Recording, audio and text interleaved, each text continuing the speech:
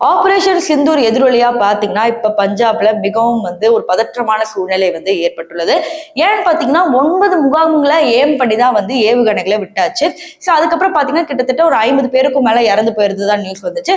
அதுல முக்கியமான தீவிரவாதிகளோட குடும்பத்தினர்களும் இறந்து போனாங்க அப்படிங்கிற ஒரு நியூஸும் நம்ம பார்த்தோம். இன்னைக்கு காலையில பாத்தீங்கன்னா பாகிஸ்தான்ல இருக்கிற நிறைய இடங்களில் இருக்கிற பில்டிங் தானாவே வெடிச்சு சிதறியதா ஒரு நியூஸ் வந்துச்சு.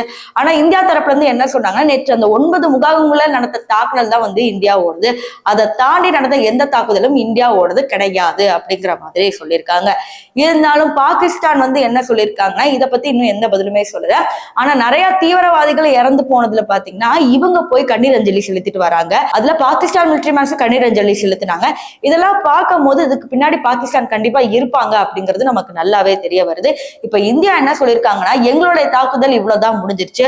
ஆனா ஒருவேளை பாகிஸ்தான் பதில் தாக்குதல் கொடுக்குது அப்படின்ற பட்சத்துல நாங்க இங்க எல்லாருமே ரெடியா இருக்கோம், எங்க முப்படையை வச்சு நாங்க தாக்குதல் செய்வோம் அப்படிங்கிற மாதிரியும் சொல்லியிருக்காங்க.